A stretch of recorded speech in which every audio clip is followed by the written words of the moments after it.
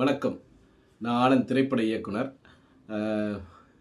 விஜய் அண்ணா, நீங்கள் வந்து அறிவிச்சிட்டீங்க, தனியாக தான் நாங்கள் நிற்க போகிறோம் அப்படின்னு. நீங்கள் இந்த முடிவு வந்து சரியா தவறா அப்படிங்கிறது தேர்தலுக்கு அப்புறம் தான் கண்டிப்பாக தெரிய வரும். நீங்கள் வந்து தனியாக நின்று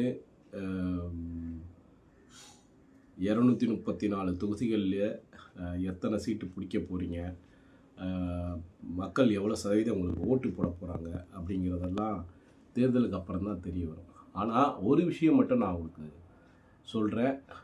நீங்கள் தனியாக நிற்கிறது வந்து திமுக மீண்டும் ஆட்சிக்கு வர்றதுக்கு உதவி செய்யுமோ அப்படிங்கிறது என்னுடைய ஐயப்பாடாக இருக்குது.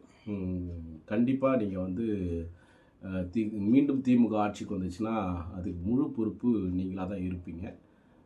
5 ஆண்டுகளுக்கு மீண்டும் தமிழக மக்கள் கஷ்டப்படுவாங்க. அவங்க மட்டும் இல்லை,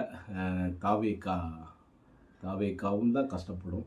இதெல்லாம் யோசித்து சிந்தித்து நீங்கள் வந்து செயல்படணும்னு கேட்டுக்கிறேன். நீங்கள் தனியாக நிற்கிறத வந்து யார் சொல்கிறா என்னால் எனக்கு தெரியல. தனியாக நின்னால் நம்ம வந்து ஆட்சியை பிடிச்சிடலாம் அப்படின்னு. கண்டிப்பாக அது நடக்கவே நடக்காது. நான் திரும்ப அழுத்தி சொல்கிற விஷயம், தமிழ்நாடு முழுக்க எல்லா கிராமங்கள்லேயும் ஒவ்வொரு வீட்லேயும் ஒரு அதிமுக குடும்பமாக இருக்கும், இல்லை திமுக குடும்பமாக இருக்கும். இப்படி வேரூன்றி இருக்கிற கட்சியை வந்து நீங்கள் வந்து வந்த உடனே அவங்கள வந்து பின்னுக்கு தள்ளி நீங்கள் முதல்வர் ஆகிடலாம் அப்படின்னு உங்களுக்கு கணக்கு போட்டு சொல்கிறவங்க ரொம்ப ரொம்ப தப்பான ஒரு விஷயத்தை உங்களுக்கு சொல்கிறாங்கன்னு எனக்கு நல்லாவே தெரியுது. இது திமுக கூட வந்து விஜய் அவர்களை வந்து தனியாக நிற்க வைக்கிறதுக்கான சூழ்ச்சியாக கூட இருக்கலாம். நீங்கள் யோசித்து சிந்தித்து செயல்படுங்கள்.